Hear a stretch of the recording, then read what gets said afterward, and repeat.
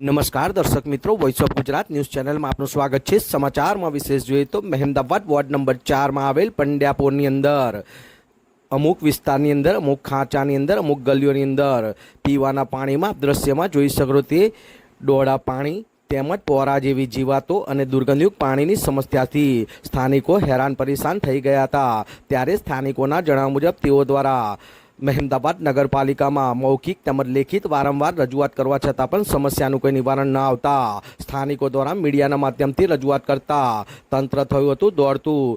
ત્યારે તંત્રમાં આરોગ્ય ખાતાની ટીમ તેમજ અર્બન હેલ્થ સેન્ટરની વિવિધ ટીમો બનાવીને પંડ્યાપોરની જે ગલીઓની અંદર આપ દ્રશ્યમાં જોઈ શકો તે પીવાના પાણીમાં પોરા જેવી જીવાતો તેમજ ડોળા પાણીને દુર્ગંધયુક્ત પાણી આવતા હતા તેમાં જાતે સ્થળ પર જઈને પાણીના સેમ્પલ લેવામાં આવ્યા હતા। તેમજ સ્થાનિકોના જણાવ્યા મુજબ ઝાડા ઉલટીના વાવડ થઈ શકે તેવી પરિસ્થિતિ સર્જાઈ હતી। ત્યારે લોકોના ઝાડા ઉલટી કોલેરા થયા છે કે તેમ તેનું પણ સઘન ચેકિંગ હાથ ધરવામાં આવ્યું હતું। આમ મીડિયાના માધ્યમથી સમસ્યાને વાચા આપતા તંત્ર દોડતું થયું હતું અને આરોગ્ય ખાતાની ટીમ તેમજ અર્બન હેલ્થ સેન્ટરની અલગ અલગ ટીમો બનાવીને પંડ્યાપોર, મહાદેવપોર, મગદડિયાપોર જેવી વિવિધ વિસ્તારોમાં લગભગ 150 થી 160 મકાનોમાં પાણીના સેમ્પલ લઈને બીજું વિવિધ સઘન ચેકિંગ હાથ ધરવામાં આવ્યું હતું। ત્યારે આરોગ્ય ખાતાના અશોકભાઈ દ્વારા જણાવવામાં આવ્યું હતું કે મહેમદાવાદ નગરપાલિકાને આ બાબતે પહેલાં પણ લેખિતમાં જાણ કરવામાં આવી છે અને હવે પણ નગરપાલિકાને લેખિતમાં જાણ કરવામાં આવશે ને પીવાના પાણીની અંદર જે કોઈ પણ સુધારા વધારા કરવાના છે તે કરવામાં આવશે। આમ મીડિયાના માધ્યમથી સમસ્યાને વાચા આપતા તંત્ર દોડતું થયું હતું। વિરાંગ મહેતા, મહેમદાવાદ।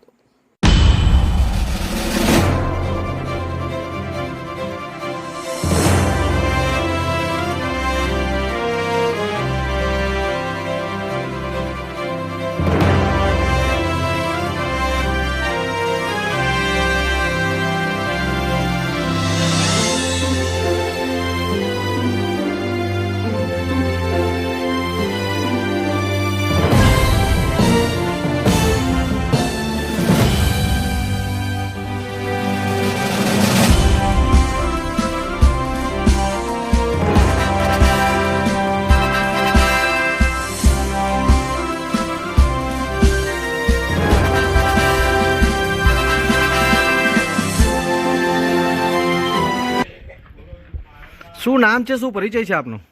મારું નામ અશોકભાઈ એ ગુર્જર છે, તાલુકા હેલ્થ સુપરવાઇઝર મહેમદાવાદ। આજે જે પંડ્યાપોરની અંદર પાણીની સમસ્યાને લઈને રજૂઆતો કરવામાં આવી હતી, આપણી આરોગ્યની ટીમ દ્વારા જે આજે સઘન ચેકિંગ હાથ ધરવામાં આવ્યું છે, પાણીના નમૂના લેવામાં આવી રહ્યા છે અને એનું સર્વે થઈ રહ્યું છે, શું કહેવા માંગો છો? એ બાબતે આજે મહેમદાવાદ અર્બન હેલ્થ સેન્ટર દ્વારા જગદીશભાઈ એસઆઈ આરોગ્યની તમામ ટીમ દ્વારા 3 ટીમો પાડી અને આજુબાજુના પંડ્યાપોળ, પાંજરાપોળ, પછી મહાદેવપોળના વિસ્તારમાં 150 થી 160 જેટલા ઘરોનું સર્વે કરવામાં આવ્યું અને 160 ઘરમાં તમામ કુટુંબોની તપાસ કરતા કોઈ પણ ઝાડા કે ઝાડા ઉલટીનો કેસ જોવા મળેલ નથી। પાણીના આરસી ટેસ્ટ કરતાં 20 જેટલા આરસી ટેસ્ટ કરતાં આરસી ટેસ્ટ થોડા ઘણા નેગેટિવ જોવા મળે છે, જે બાબતે નગરપાલિકાને મૌખિક અને લેખિત પણ આજરોજ જાણ કરવાના છે અને કરેલી છે અગાઉ પણ।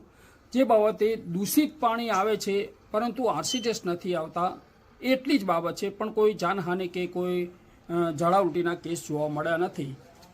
તો કાલે જે લેખિતમાં રજૂઆત કરવામાં આવી છે, પોરા નીકળે છે, ડોળું પાણી છે, તો એનું શું ધ્યાને આવ્યું આપણું?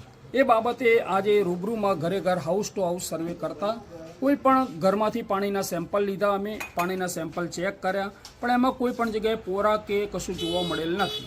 તો આગામી સમયમાં શું પગલાં લેવામાં આવશે આપણી ટીમ દ્વારા? આગામી સમયમાં નગરપાલિકા દ્વારા પણ જાણ કરેલ છે કે દૈનિક લેવલે ક્લોરીનયુક્ત પાણી લોકોને મળી રહે અને જેથી ભવિષ્યમાં કોઈ પણ રોગચાળો પાણીજન્ય કે દૂષિત ખોરાકજન્ય ન બને એ માટે સતત સર્વેલન્સ કરી અને સતત પીવાનું પાણી શુદ્ધ પૂરું પાડવામાં આવે તેવું આયોજન કરેલું। લોકમુખ્ય ચર્ચા મુજબ એવું બી કહેવાય છે કે પીવાના પાણીની જે મેઇન ટાંકીઓ છે, બરાબર મોટી મોટી, બરાબર હજારો લીટરની, એનું પણ ચેકિંગ કરવું જોઈએ, તો એ બાબતે શું કહેવું છે?